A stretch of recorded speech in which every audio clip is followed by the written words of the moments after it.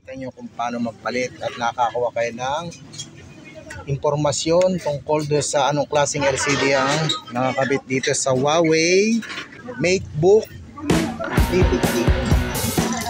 Huawei MateBook P15 na 15 inches, 15.6 na Core i3 Intel. Next naman kuya.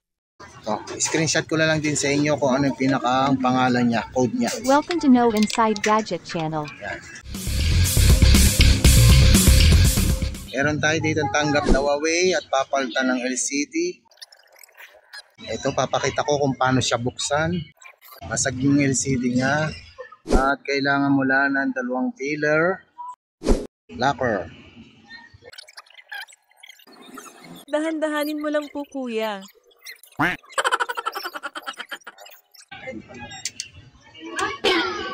Yan.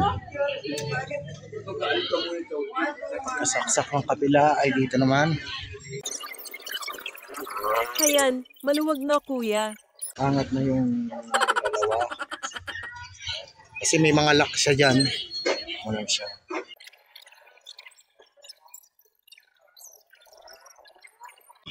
Pag sundot, karkulayin nyo na lang. Kailangan di tamahan yung salamin. Kasi nariyan yung lock niya. Parang ganito yan. Makikita nyo yung ano niya, plastic.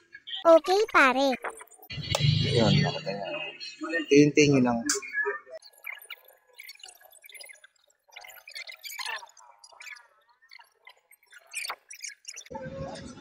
Usa na rin siyang angat pagka malapit na.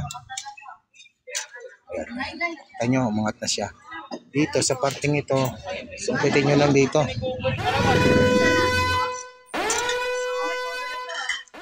Tanggal nyo na yung pinakang lock, pinakang frame ng LCD. Kaya pakita ko sa inyo. Kaya kung gusto nyo siyang buksan, kailangan eksakto lang din yung pambukas nyo na para tumama doon sa mga lock niya. Kasi pagka dumiretso, pwedeng dumiretso sa salamin. Ito siya, yung mga lock niya.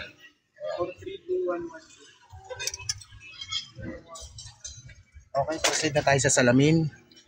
Sa salamin, naka-ano yan, naka-adhesive. O adhesive ang mga ganyan, karamihan. Kailangan mo ng dito. Yan. Alam mo na kung anong tawag dito sa tubig na to.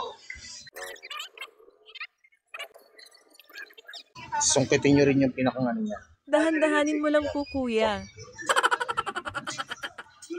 Yan, pinakang dito, sungkitin nyo lang yan dyan. Kung saan nyo gusto. Yan, ganyan, sigulitan nyo muna. Tapos, medyo angat nyo lang ng konti. Konti lang ha. Konti lang para hindi mabasag. Ganyan lang locker. Isang patak lang. Ganun yung uli. Ayan, maluwag na kuya.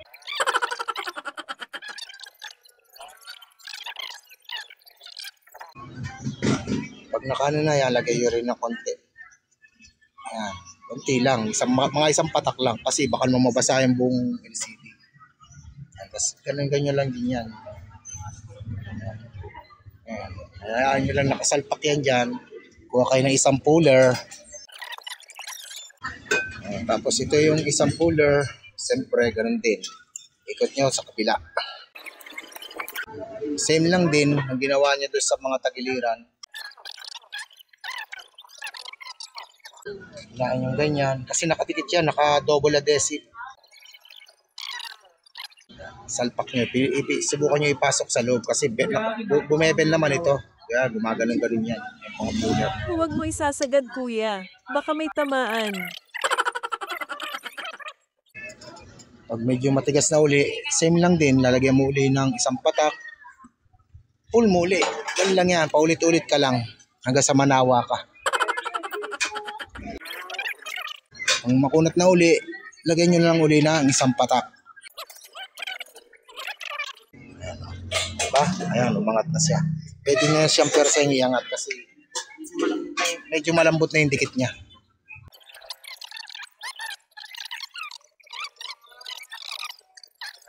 Hoy, tama na. Napakagaling mong lalaki. Swabe. Ayan, diba? Tagal na rin ito, lumog na. Try na natin iangat. Diba? Ito. Iangat na natin sa inyo.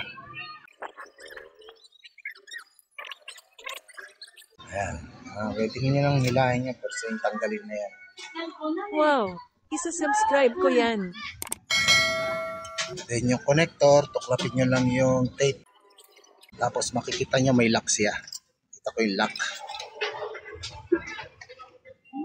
Ayan yung lock ng connector ng LCD. Nakikita nyo yung block na yan. Inaangat yan. Gamit lang din kayo ng puller. Ayun, nakita nyo. Pagkaangat nyo, yan, pwede na siyang hilahin. Dahan-dahan na sa hila, baka mahila yung mga wire. Kaya the best niyan, sa mga ganyan, dalawa, yung sa bakal ka na tumulak, yung sa pinakang lock niya. Okay, pare. Yan, sumpor lang. Ingat nyo lang yan, tulak nyo lang din. Tatanggal na yan. Kaliwa, kanan, basta matanggal nyo. Ayan, tanggal na siya. Pictureon ko sa inyo yung sa mga sakali nagtatanong ng kung anong klaseng LCD, anong klaseng connector ang Huawei na to. Ito siya. At anong serial niya. Okay?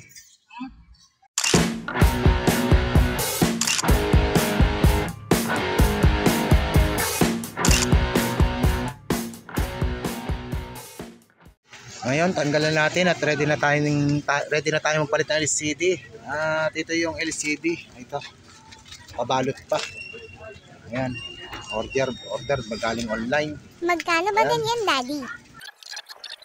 Tingnan natin kung parehas sa stock LCD.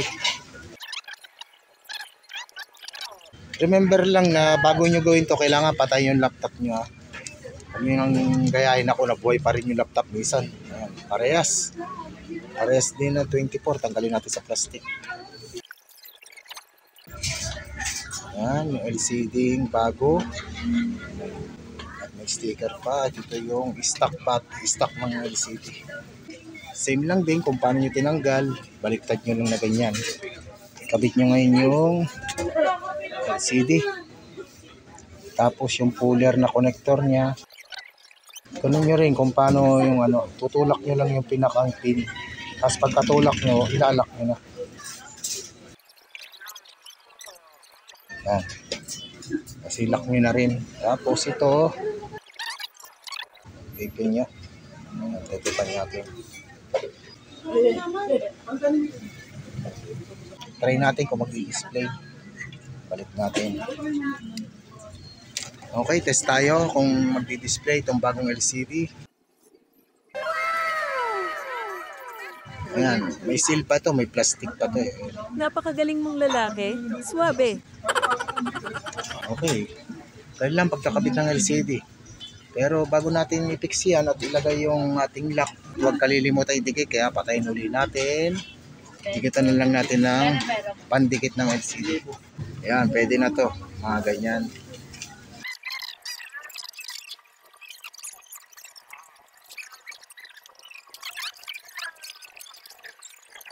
Itong ating lock, yung ating plastic dito sa dulo, iangat natin para kung gusto tanggalin ng customer yung plastic ay matatanggal niya. Okay na. Okay na yung laptop natin. Nakapagpalit ka na ng LCD.